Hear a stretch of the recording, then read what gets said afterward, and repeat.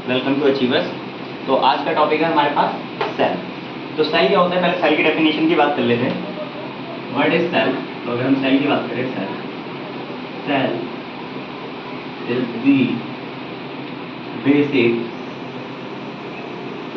Structure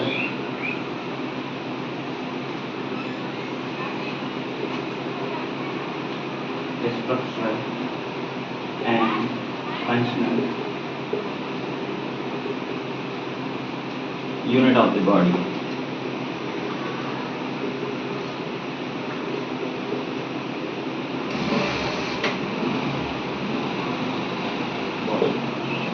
तो देखिए cell क्या होता है, सेल होती है basic structural and functional unit of the body. अब स्ट्रक्चरल एंड फंक्शनल की बात कर लेते हैं। तो स्ट्रक्चरल एंड फंक्शनल क्या होता है? स्ट्रक्चरल का मतलब वो चीज जो आपका स्ट्रक्चर बनाएगी, बॉडी का स्ट्रक्चर बनाएगी, और फंक्शनल का मतलब वो चीज जो बॉडी कोई भी काम करती है वो सारे काम करेगी। ठीक है, तो सेल क्या है? Basic structure functional unit of the body. और बेसिक का मतलब क्या है? जो सबसे छोटी यूनिट होती है। ठीक है, बेसिक का मतलब क्या है? जो सबसे छोटी यूनिट होती है। ठीक है, इसे हम एक एग्जांपल समझते हैं। फॉर एग्जांपल, जैसे हमें एक घर बनाना है। ठीक है, तो घर बनाने के लिए सबसे पहले हमें किसकी जरूरत होगी? ब्रिक्स। किसकी जरूरत होगी? ब्रिक्स, यानी कि ईंटों की जरूरत होगी, ब्रिक्स। और फिर बहुत सारे ब्रिक्स मिलकर क्या बनेगी? वॉल बनेगी। वॉल मतलब क्या? दीवार बनेगी। ठीक है, और फिर बहुत सारी दीवार मिलके, मतलब 4 दीवारें मिलके क्या बनेगा? एक कमरा बनेगा, रूम बनेगा। ठीक है, और बहुत सारे रूम मिलके क्या बनेगा? वो होम बनेगा, एक घर बनेगा। ठीक है, तो इसी तरह हमारी बॉडी या किसी भी ऑर्गेनिज्म की बॉडी बनने से पहले सबसे पहली जो चीज जरूरी होती है, जैसे घर बनने के लिए सबसे छोटी चीज या सबसे बेसिक चीज ब्रिक्स यानी ईंटों की जरूरत होती है, वैसे ही बॉडी, किसी भी ऑर्गेनिज्म की बॉडी को डेवलप होने से या बनने से पहले सबसे छोटी या बेसिक चीज की जो जरूरत होती है वो होती है सेल। ठीक है, फिर बहुत सारी सेल्स यानी कि सेल के ग्रुप को जो एक जैसा काम करते हैं, जो दिखने में एक जैसा होता है और काम भी एक जैसा करते हैं, उन्हें हम बोलते हैं टिश्यू। यानी कि बहुत सारे सेल मिलकर क्या बनाएंगे? टिश्यू बनाएंगे। ठीक है, और बहुत सारे टिश्यू मिलकर क्या बनाते हैं? ऑर्गन बनाते हैं। ऑर्गन यानी कि हमारे बॉडी पार्ट। ऑर्गन को क्या बोलते हैं? Body parts. बॉडी पार्ट्स भी बोलते हैं ऑर्गन को। ठीक है, और उसके बाद बहुत सारी ऑर्गन्स मिलकर हमारी क्या बना देगी? बॉडी बना देगी। ठीक है, तो इस एग्जांपल से हमें क्या पता चला? जिस तरह पूरा एक होम बनाने के लिए सबसे छोटी यूनिट यानी कि बेसिक यूनिट हमें ब्रिक्स की जरूरत होती है, उस तरह किसी भी ऑर्गेनिज्म की बॉडी बनाने के लिए जो सबसे छोटी यूनिट होती है, जो उसको स्ट्रक्चर देती है, जैसे होम को स्ट्रक्चर एक ब्रिक देती है। ठीक है, इसी तरह हमारी पूरी बॉडी या किसी भी ऑर्गेनिज्म की बॉडी को स्ट्रक्चर कौन देती है? वो सेल्स देती है। इसीलिए सेल्स को बोला जाता है basic structure and functional unit. Structure तो समझ में आ गया होगा आपके, स्ट्रक्चर क्यों बोला जाता है? क्योंकि वो बॉडी को स्ट्रक्चर देती है। और फंक्शनल का मतलब क्या? कि जितने भी बॉडी काम करती है, काम मतलब क्या? जैसे रेस्पायरेशन। रेस्पायरेशन का मतलब क्या होता है? सांस लेना होता है। ठीक है, रेस्पायरेशन या फिर डाइजेशन। डाइजेशन का मतलब खाने का पचना। ठीक है, ये सारे काम कौन कर सकती है? सेल भी कर सकती है। ठीक है, जैसे रेस्पायरेशन, इसके अलावा और सारे काम होते हैं एक्स्ट्रा। ठीक है, जो बॉडी मतलब जो सारे काम हमारी बॉडी करती है, वही सारे काम कौन कर सकती है? सेल कर सकती है। ठीक है, तो ये थी सेल की डेफिनेशन, और ये था कि हमारी बॉडी की बेसिक यूनिट क्यों बोला जाता है सेल को, इसके बारे में था। अब हम बात करते हैं कि सेल की शेप और शेप्स के बारे में, कितने टाइप की शेप्स होती है सेल में। तो देखो, बेसिकली सेल की बहुत शेप्स होती है, लेकिन हम रेगुलरली 3-4 ही शेप्स पढ़ते हैं उसमें। तो सबसे पहले हो गई सर्कुलर। सर्कुलर का मतलब समझ में आ रहा है क्या? सर्कल शेप की सेल होगी। ठीक है, दूसरी होगी आपकी इलोंगेटेड।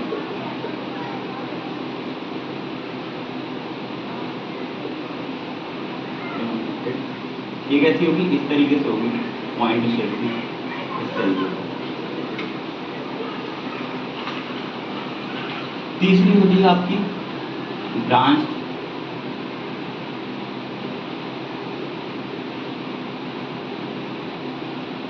ब्रांच ये कैसी होगी? इस तरीके से निकली होगी, ब्रांच होगी।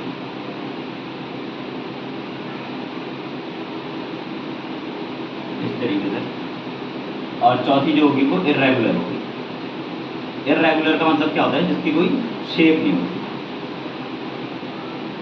इरेगुलर होता है, कैसे भी शेप की हो सकती है, अमीबा शेप भी बोलते हैं इसे, क्योंकि अमीबा एक ऐसा ऑर्गेनिज्म है जो यूनिसेलुलर होता है बट उसकी कोई शेप नहीं होती। ठीक है, तो सर्कुलर शेप जैसे हमारी आरबीसी होगी, बॉडी में पाई जाती है, रेड ब्लड सेल्स जिन्हें बोलते हैं। इलोंगेटेड शेप कैसे, हमारी मसल सेल, हमारी मसल सेल। ब्रांच कौन, न्यूरॉन, जो हमारे ब्रेन की सेल को न्यूरॉन बोला जाता है, न्यूरॉन सेल, यानी हमारे ब्रेन की सेल को क्या बोला जाता है, न्यूरॉन, ये हमारे ब्रेन में पाई जाती है, ब्रेन सेल्स भी बोलते हैं।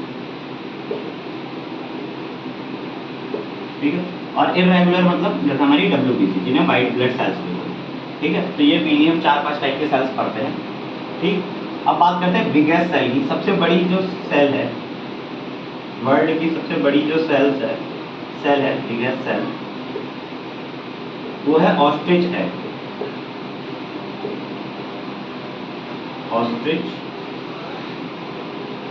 है, मतलब ऑस्ट्रिच का अंडा वर्ल्ड की सबसे बड़ी सेल है। ठीक है, ये इंपॉर्टेंट है, इसको अलग से पूछ लेते हैं। और सबसे स्मॉलेस्ट सेल क्या है, माइकोप्लाज्मा, ये भी एक माइक्रो ऑर्गेनिज्म है। माइकोप्लाज्मा सबसे स्मॉलेस्ट सेल होता है। ठीक है, तो ये थी सेल और उसकी कुछ शेप्स और उसके एग्जाम्पल, और बिगेस्ट सेल और स्मॉलेस्ट सेल। अब बात करते हैं इस सेल के हिसाब से जो एनिमल है उसे कैसे डिवाइड किया जाए। तो बेसिकली हम जब सेल चैप्टर पढ़ते हैं उसमें हम 2 चीज़ें पढ़ते हैं, एक पढ़ते हैं प्रोकैरियोटिक सेल और एक पढ़ते हैं यूकैरियोटिक सेल। ठीक है, इसको हम टाइप्स ऑफ सेल भी लिख सकते हैं।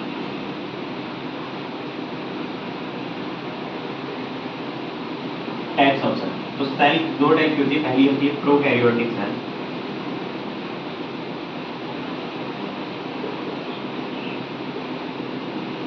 और दूसरी होती है यूकैरियोटिक सेल।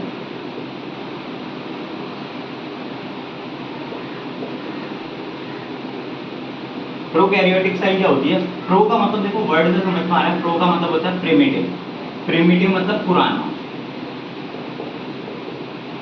प्रिमिटिव। और ये जो वर्ड है कैरियोट, ये कैरियन से लिया गया है, कैरियन वर्ड से लिया गया है, ग्रीक भाषा का वर्ड है ये, ग्रीक लैंग्वेज का कैरियन, इसका मतलब होता है न्यूक्लियस, न्यूक्लियस। ठीक है, और जो यूकैरियोटिक सेल है इसमें यू का मतलब होता है ट्रू, और कैरियन वर्ड लिया गया है इसमें भी, कैरियोटिक वर्ड लिया है कैरियन से, और कैरियन का मतलब क्या होता है, न्यूक्लियस।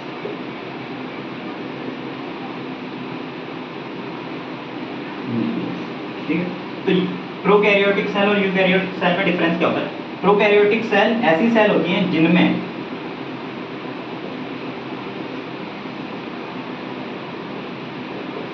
प्रोकैरियोटिक सेल ऐसी सेल होती हैं जिनमें न्यूक्लियर मटेरियल नहीं होता।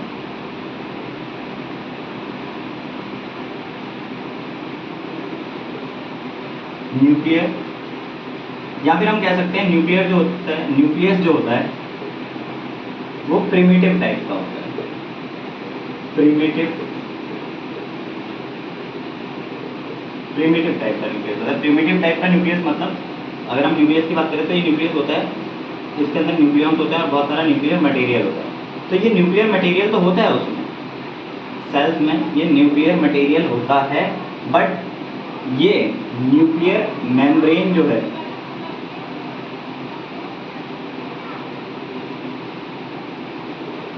न्यूक्लियर मेम्ब्रेन नहीं पाई जाती, यानी कि ये कैसा होता है, ऐसा होता है। ठीक है, बिना न्यूक्लियर मेम्ब्रेन के न्यूक्लियस बना होता है उसमें। ठीक है, तो इसे हम प्रिमिटिव टाइप का न्यूक्लियस बोलते हैं, और ऐसे बने हुए ऑर्गेनिज्म को हम प्रोकैरियोट्स बोलते हैं। प्रोकैरियोट्स, प्रोकैरियोट्स का मतलब ऐसे ऑर्गेनिज्म जिनमें प्रोकैरियोटिक सेल पाई जाती है उन्हें प्रोकैरियोट कहते हैं। इसका एग्जांपल होता है बैक्टीरिया या ब्लू ग्रीन एल्गी भी ले सकते हैं, ब्लू ग्रीन एल्गी और बैक्टीरिया। अब सारे बैक्टीरिया नहीं होते, कुछ पुराने बैक्टीरिया आते हैं इसमें। ये थी प्रोकैरियोटिक सेल। प्रोकैरियोटिक सेल समझ में आया होगा कि जिसमें प्रिमिटिव टाइप है उन्हें हम प्रोकैरियोटिक सेल बोलते हैं। ठीक है, अब प्रोकैरियोटिक सेल में क्लियर होता है, न्यूक्लियर मेम्ब्रेन पाई जाती है लेकिन न्यूक्लियर मटेरियल पाया जाता है। ठीक है, और सारे न्यूक्लियर एसिड होते हैं, ठीक है। इसका मतलब क्या है, उसमें प्रिमिटिव राइबोसोम है और ऐसे इन सेल के ऑर्गेनिज्म को कैरियोट्स कहते हैं, हम पहले ल्यूटिन। अब बात करते हैं यूकैरियोट्स।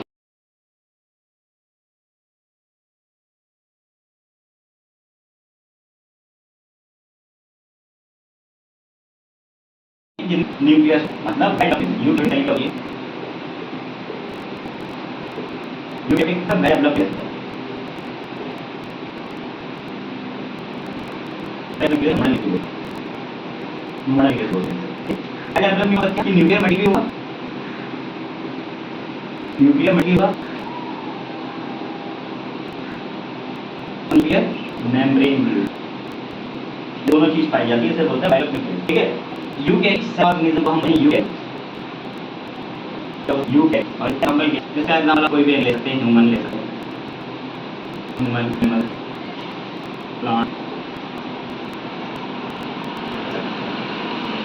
तो ये थी टाइप ऑफ सेल की कहानी। दो टाइप के सेल है, प्रोकैरियोटिक और यूकैरियोटिक। प्रोकैरियोटिक में जिसमें प्रिमिटिव टाइप का न्यूक्लियस पाया जाता है, मतलब न्यूक्लियस को न्यूक्लियर मटेरियल होगा पर उसमें क्या नहीं होगी, न्यूक्लियर कंटेंट नहीं होगी। और यूकैरियोटिक सेल में न्यूक्लियस यानी कि मॉडर्न न्यूक्लियस पाया जाता है जिसमें well developed nucleus, well developed nucleus का मतलब न्यूक्लियर भी होगा, न्यूक्लियर मटेरियल, ठीक है। इसका मतलब ग्रीन एल्गी और ऐसे सॉरी प्रोकैरियोटिक सेल से बनने वाले ऑर्गेनिज्म को प्रोकैरियोट बोलते हैं और इसका मतलब ग्रीन एल्गी और सम बैक्टीरिया। और यूकैरियोटिक सेल बनने वाले एनिमल को यूकैरियोट्स बोलते हैं या ऑर्गेनिज्म को यूकैरियोट बोलते हैं, एग्जांपल है ह्यूमन, एनिमल, एटसेट्रा। तो यही असली कहानी। वो आपको वीडियो पसंद आई होगी और हमारे चैनल को लाइक एंड सब्सक्राइब कीजिए। बाकी चैप्टर ये सॉरी टॉपिक यहीं पे ख़त्म करते हैं और इस टॉपिक के आगे बहुत सारी बातें करनी है, हम नेक्स्ट पार्ट में करेंगे। तब तक के लिए वीडियो को देखिए, लाइक कीजिए, शेयर कीजिए। Thank you.